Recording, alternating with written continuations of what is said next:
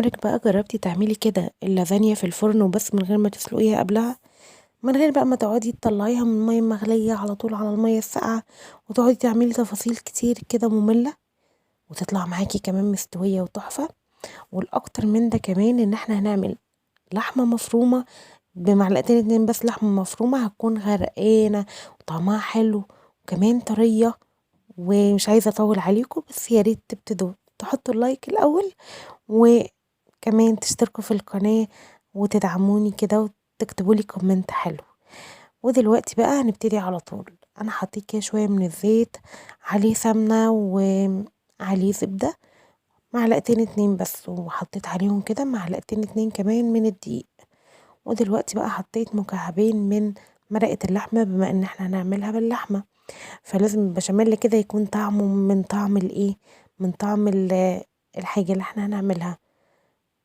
ابتديت بقى ان انا اقلبهم كده لحد ما شميت بس ريحة الدقيق، وبعد كده نزلت عليهم بلتر كامل من اللبن منضاف له ميه، او ممكن يكون كمان منضاف له شوربة على حسب بقى. ممكن تعملي اللبن بس من غير اي حاجة، وممكن تحطي شوربة او ممكن تحطي ميه.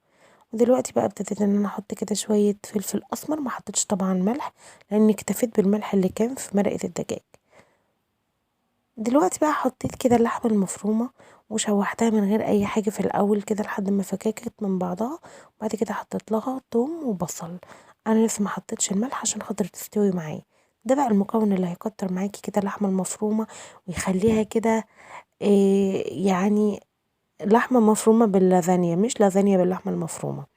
ابتديت بقى ان انا اقلب كده البرغل دوت، كان برغل نص كوباية، وكنت نقعتها حوالي 4 ساعات، صفيتها كويس جدا جدا.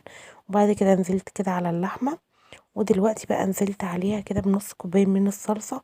ممكن لو عندك طماطم فريش هيبقى كوباية من الطماطم الفريش كده مضروبة في الخلاط، وتنزلي على اللحمة وكمان البرغل، بس بعد ما تشوحيهم شوية كده وتشمي ريحتهم عشان يمتزجوا مع بعض، ميبقاش باين ان فيها برغل. وبعد كده بقى ابتديت ان انا اضيف شوية مية كده وسبتهم يغلوا كده مع بعض شوية، وهنزل عليهم بقى دلوقتي بالمكون اللي انا شخصيا بعشقه مع اللازانيا، بس طبعا بعد ما اتبل اللحمة بملح وفلفل اسمر وشوية قرفة كده شوية جنزبيل، وممكن كمان شعرة قرنفل، او معلقة من السبع بهارات زي ما انا عملت، يعني معلقة من السبع بهارات وملح وفلفل اسمر. دلوقتي بقى حطيت السبانخ. السبانخ بتليق قوي قوي مع اللازانيا، كمان طعمها حلو قوي وغير الفوائد بتاعتها، وطبعا كمية الحديد اللي فيها وكده. بس لو انتي مش بتحبيها مفيش مشكلة، ممكن تستبدليها بربطة خضرة عادي جدا، كزبرة او بقدونس برضو النوع اللي بتفضليه، وطماطمايه مقطعة صغير، وكمان فلفلاية برضو هتديكي تست حلو قوي. ودلوقتي بقى ابتديت ان انا احط كده البشاميل. طبعا البشاميل انا عاملاه خفيف لان هو دوت اللي هيسوي معايا المكرونه، هو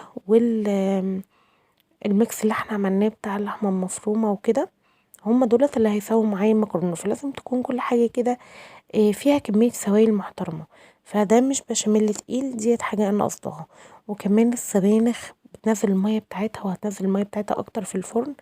انا ما اديتهاش غير بس تقليبه كده على النار مع اللحمه، ما سبتهاش بقى تغلي فترة ولا اي حاجة عشان تنزل المية بتاعتها في قلب الفرن فتساوي معايا المكرونة. هنا في نصيحة مهمة قوي ان انتي ما تحطيش اكتر من رق واحد بس من المكرونة عشان تستوي معاكي وما تعجنش معاكي من جوه.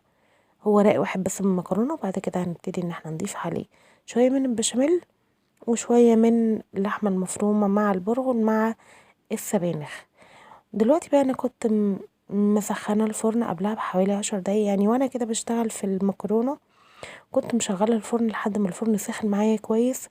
وبعد كده ابتديت ان انا احطها، وكان على درجة حرارة متوسطة مش عالية عشان احنا لسه هنسوي المكرونة جوه. ودي كانت اخر طبقة من المكرونة، حطيتها كده وحطيت عليها بقية البشاميل الباقي. ولو عندك بقى اي نوع جبن انتي بتحبيه او عندك لو ياريت ميكس جبن كده، موتزاريلا على بارميزان على تشيدر على رومي، او اي نوع من الانواع اللي انا ذكرتها ديت. انا ما كانش عندي غير موتزاريلا وحطيتها، وبعد كده دخلتها الفرن. خدت معايا تقريبا نص ساعة. ممكن لو الفرن بتاعك ضعيف شوية نص ساعة و5 دقايق. طب تعرفي منين ان هي استوت؟ هتجيبي السكينة بتاعتك وتغرزيها كده فيها. لو حسيتي ان السكينة بتخش معاكي بسلاسة يبقى هي كده تمام استوت. لو حسيتي ان هي لسه بتصد او بتقطم من جوه او مش طرية قوي، لا سيبيها شوية كمان لحد ما السكينة تخش معاكي بسلاسة. وبس كده، بألف هنا وشفا. يا ريت يا ريت ما تنسوش تشتركوا في القناة بتاعتي، ما تنسوش تدعموني بلايك، وجربوها بجد كانت حلوة جدا جدا. بس اتبعوا الخطوات والطريقة بالتفصيل وفعلا حلوة قوي وهتعجبكم. شكرا على حسن المتابعة. ولو عندك اي كومنت عايزة تقوليه او عندك اي استفسار عن الوصفة دي او عن اي وصفة تانية تخص القناة بتاعتي او اي قناة كمان تانية وانا عندي ليكي رد، اكيد اكتبيلي في الكومنتات تحت ما تتردديش، وانا مش هبخل عليكي باي معلومة انا اعرفها. وشكرا.